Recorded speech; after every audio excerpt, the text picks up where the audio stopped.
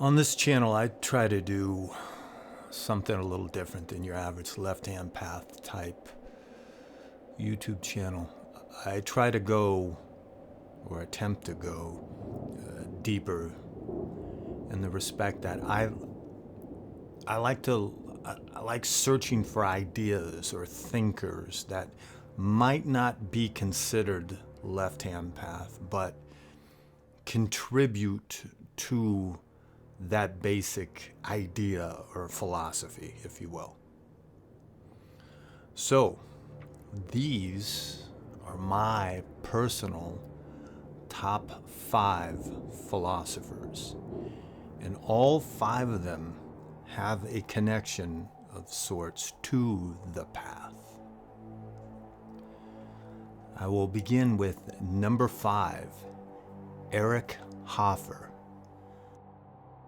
Now, Eric Hoffer was an American philosopher who claimed to have been born in the Bronx, New York, but had a thick German accent. Now, if you know anything about history, the Germans weren't all that popular in the early part of the 20th century, so it's kind of understandable. He wrote 10 books, but it was his first book, The True Believer, that stands out the most, at least for me. It's all about mass movements and blind faith and why people believe the shit they do. And it's about the dangers of blind faith. In the book, he brings up fascinating stuff, like it isn't the poor or the impoverished that become fanatics, but it's those with a bit of education, if you will. Because if you're poor and you're down and out, you're living hand to mouth. Your existence is struggle already. You don't have the time to sit around and contemplate the ways of the world, deep philosophical or political ideas.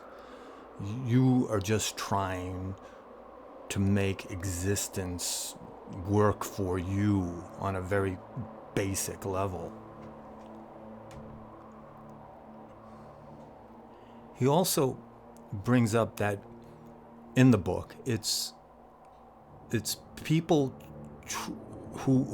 the people who do join these fanatical groups, and we see them all over the place, from let's say political or quasi-political movements, religious movements, Islamic terrorists, so on and so forth. It's not so much that they're trying to find a meaning to existence, let's say, but they're trying to find meaning outside themselves.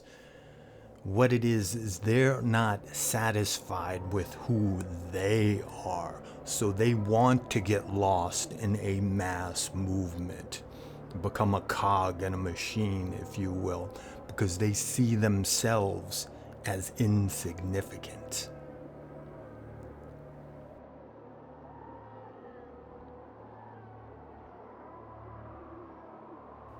Number 4, Albert Camus.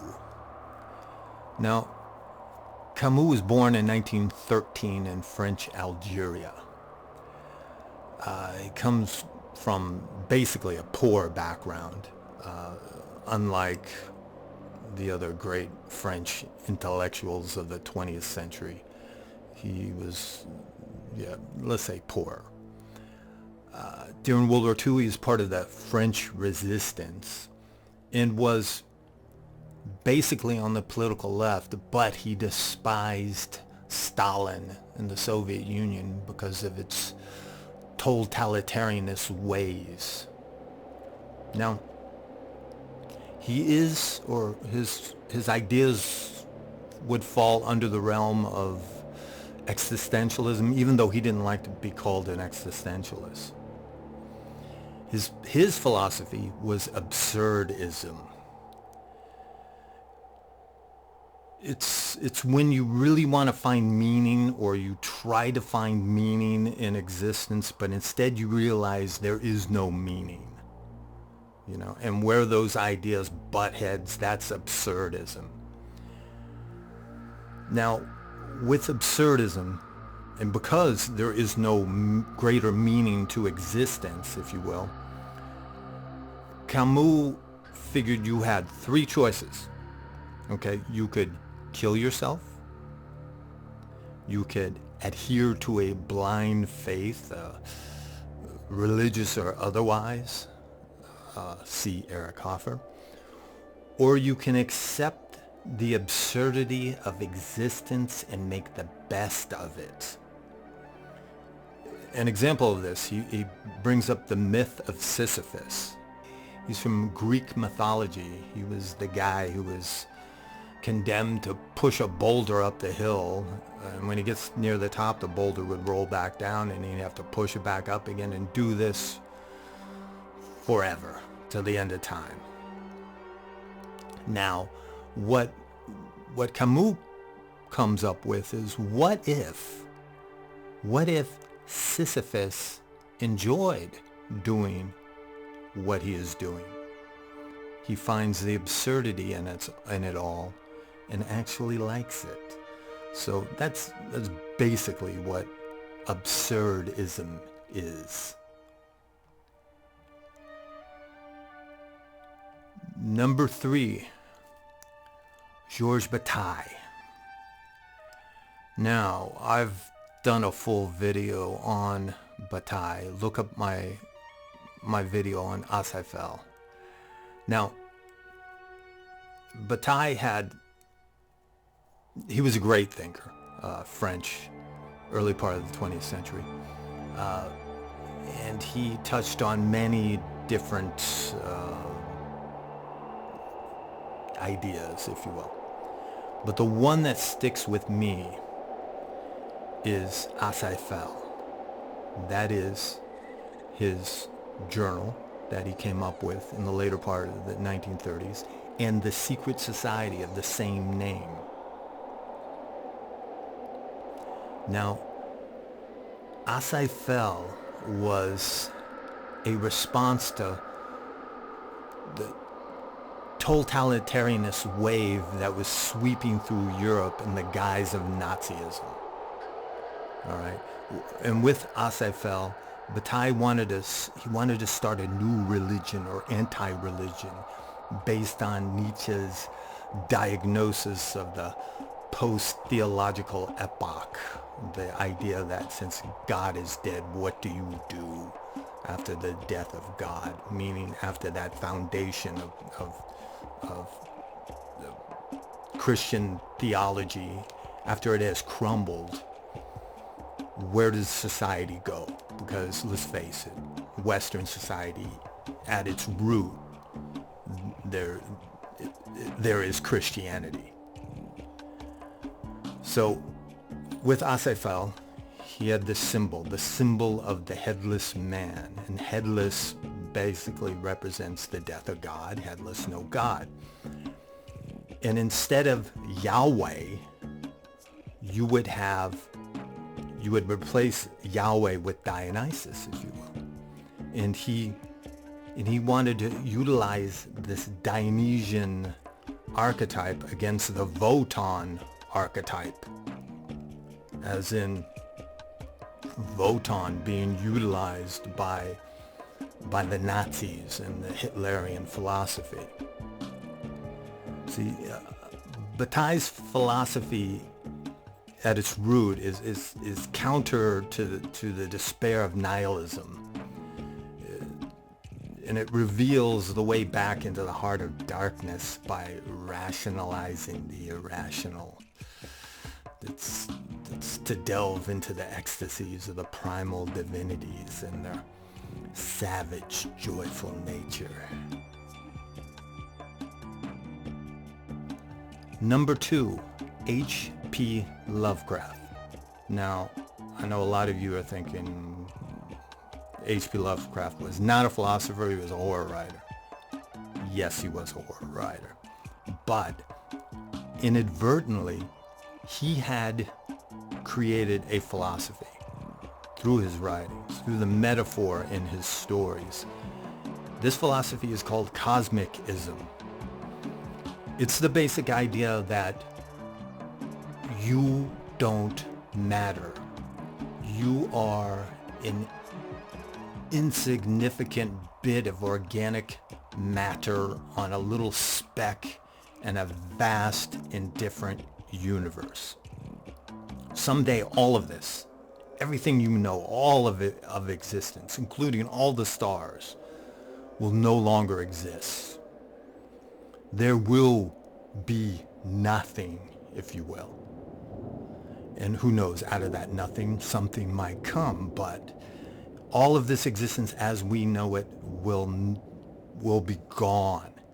And you and everyone you know and the most famous person you can think of won't even be a memory, because there won't be any minds to remember it or remember them.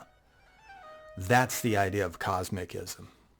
And that idea scares a lot of people. Now, his great old ones in his stories, such as Cthulhu and so on and so forth, they represent that vast, indifferent universe. Because these creatures aren't evil in the traditional sense. They're beyond evil. Evil fits within a paradigm that we can connect with, good and evil. These beings are beyond good and evil. They are representations, manifestations of the great indifferent universe who doesn't give a rat's ass if you are breathing or not. So a lot of people might go, what the fuck is this? This is some dark nihilistic stuff. No, it's not, really. Cosmicism at its core is actually optimistic.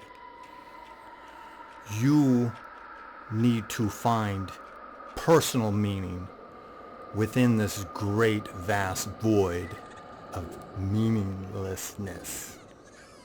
Okay, you got it? Good. Number one favorite philosopher of Thomas LeRoy's is, of course, Friedrich Nietzsche. What can I say about Nietzsche that hasn't already been said? What I find so intriguing about him, number one, is he's the most misunderstood philosopher ever. Most people just don't get him. Most people are creeped out by him, think he's a fascist or he's a nihilist, when he was none of those things. In truth, Nietzsche's philosophy is the most optimistic philosophy ever, as far as I'm concerned, because he brings up that idea of a vast, indifferent universe that doesn't give a rat's ass about you, but you should find meaning, personal meaning within that universe, once again, sort of like with cosmicism.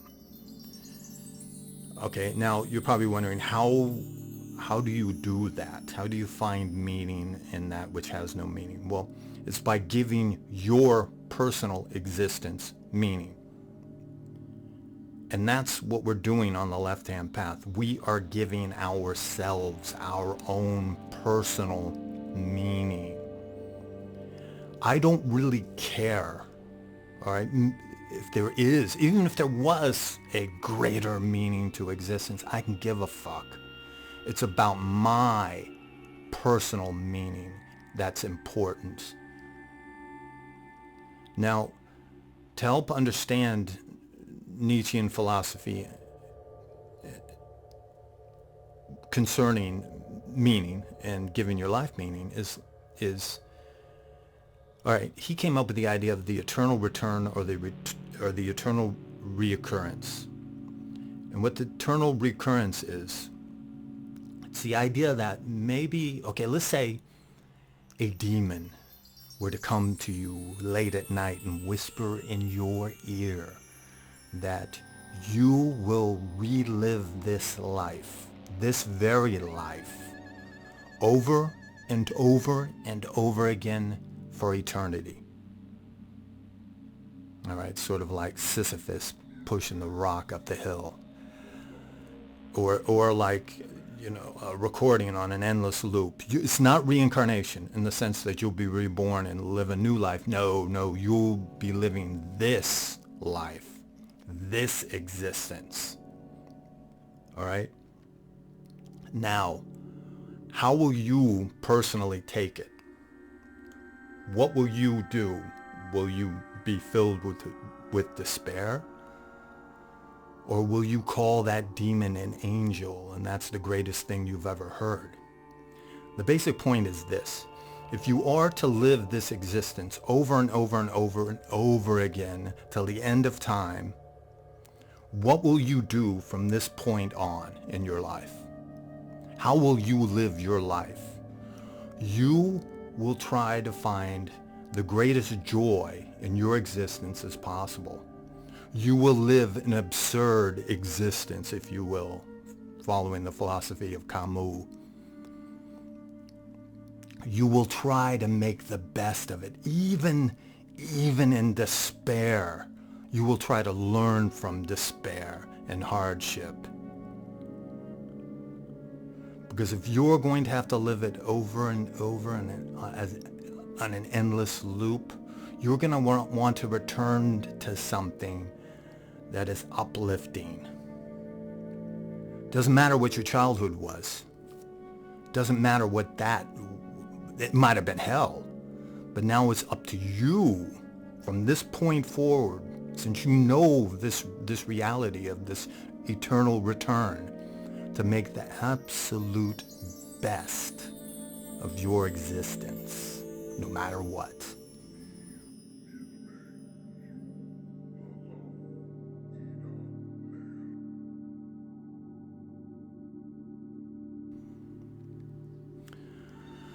So there you go, my friends. Those are my top 5 favorite philosophers.